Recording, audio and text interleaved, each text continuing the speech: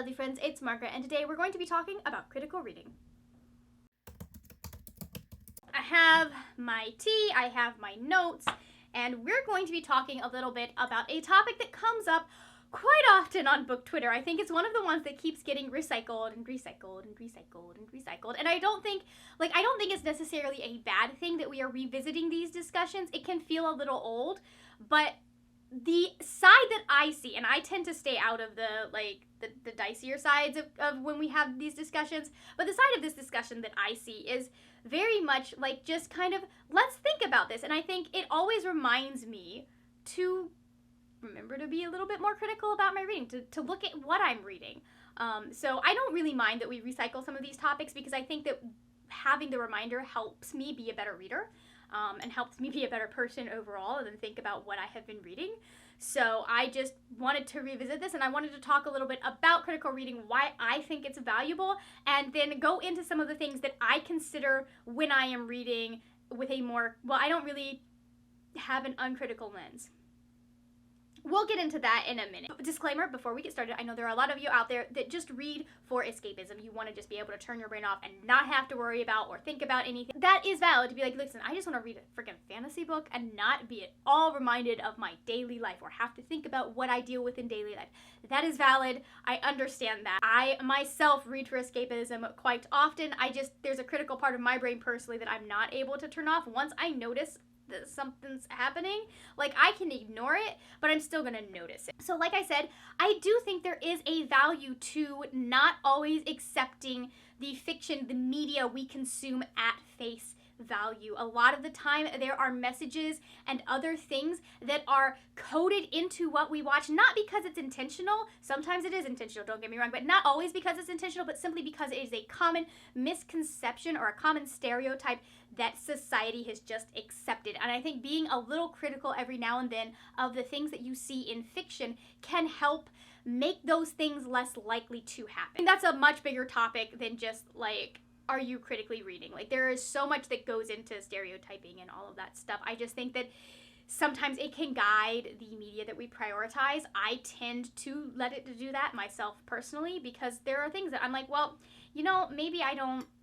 want to read that because that is in there. A lot of the time I'm looking at it from a writer's perspective because if I see something that makes me uncomfortable as a reader or something that I'm like, I don't think that was handled very well, I will take it and I'll go, okay, so this is a lesson for me of what not to do. Or when people point out stuff that was handled badly, this is a lesson for me of what not to do. This is a lesson for me of something that harms someone. And that for me, I'm never really, when it comes to writing, I'm not concerned about whether or not I offend people because I know I'm going to offend people no matter, just my existence offends someone, I'm sure. But I still do want to limit the amount of harm that I do in my personal writing, and I also want to limit the amount of harm that is done by the books that I recommend. So I do pay attention to that stuff. I do watch out for that stuff. I do, if I know something's in there that somebody might have an issue with, I try and warn them about it. I think you can still enjoy things that have questionable or problematic material. I just think that so often we examine them or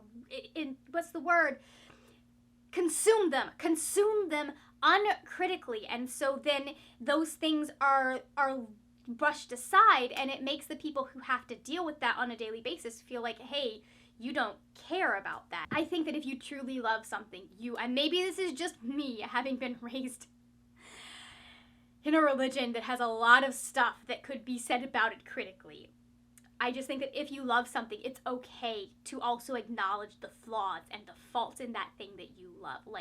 No person is perfect, no book is perfect, nothing in this world is perfect. And so it's okay to be like, okay, I really enjoyed these aspects of it. However, I do recognize this part was not handled so well. That's something that's going to happen in fiction. It's just going to happen. You can't cover everything with the same amount of depth that it deserves. So I do recognize that sometimes time constraints, sometimes page count, or the particular genre, or the age range of the intended readers, intended readers, sometimes that age range is a factor. That's still an interesting exercise to be like, okay, but do they just not have time to go into this, or do they actively choose, or are they ignorant of this? I also think that in some cases it's important to read critically because it is an attempt at objectivity. I don't think anyone can be a truly objective reader. I did an entire video on that last year or the year before. I will have it linked in the cards. One of the two. I'm so confused. I've been pointing to the wrong one for so long that I now have no idea which one is the right one. But I think that it attempts some objectivity to pull yourself back and actually examine how someone else would take this storyline, this character, this, plot, the detail, that kind of thing. I think it also helps us avoid being influenced, because so much of what we believe is fed to us subliminally. I know, like especially as someone who's been unpacking, like, my privilege and the place that I occupy in this world, there's so much that, like, I just took as fact or as something normal or as something that everyone believed, when really, truly, it was purely my personal experience and the fact that it was normal to me, and so therefore I saw no problem with it. Books make you put yourself in someone else's shoes, so reading critically, thinking about how characters are represented, thinking about how cultures are represented, thinking about how does this author handle this plot point, it just helps you have a fuller, more empathetic experience, in my opinion. And it also helps you, like, if you're already aware that, hey, this author has these biases, like, if you know that, hey, this author has these biases, like, it helps you be a little bit more careful about internalizing them yourself without thinking about it. So I did want to talk about some of the things that you can consider when you're reading critically. Like, so when I say critical reading, I'm not talking about you have a highlighter and a pen and you are taking notes on every single thing. I'm thinking more in the case of asking yourself questions about the narrative, asking yourself questions about how the author is presenting things. And I think that a lot of the time, a lot of these questions can be interchangeable between whether you're looking at gender, whether you're looking at race or sexuality or any of that stuff, whether you're looking at class. Those are all things that, like, a lot of these are interchangeable questions, but I just wanted to talk about some of the things that you can look for or look at to kind of be like, okay, well, so how is this actually being portrayed? Granted, there are going to be different standards depending on the size of the cast in, like, a show, a movie, a book. Like, there's a Samuel Beckett play that I had to read, and there are two characters. There might only be one character. It's either one or two characters. One's male, one's female. That's it. That's pretty equal. However, if you're looking at some of these movies, you're going to be sitting there going, okay, is it equal?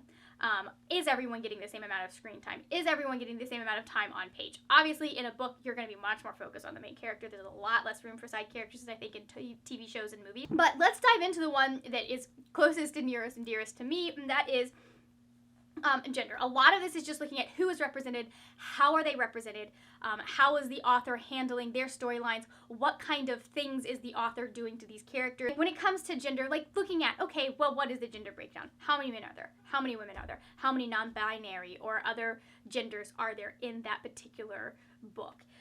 Something else that you can add, like, the thing that I usually am most invested in is how many women are there? And how are they treating those women? How are they describing those women? My brother, I've talked about this before, but, like, my brother and I were having a conversation about Jim Butcher, and he does tend to have quite a few powerful and interesting women in his narratives. However, when I pointed out how he describes the women, it's still very sexist the way that he can describe these women. Like, I think there's only one female character that was not, like, ooh, we could really go into Jim Butcher, but, like, there was only one female character that is not overly sexualized, that's not just sitting there like a walking wet dream when she is described for the first time or subsequent times after that. And he kind of had to sit back and go, huh, I hadn't noticed that. That's fine. Now he has noticed it. But, like, looking at things like that, like, how are they described? Are they described purely by their physical looks? Are they described by what they do? By their accomplishments, that kind of thing. How does the author sit there and go, okay, here is this character. How do they define that character? The other one that really has started to stick out to me in the last several years, it's one of those things that, like, once you see it in TV, movies, books, like, you can't unsee it, and that is race. And, like, okay, how many white people are there to people who are not white? How many people of color are there?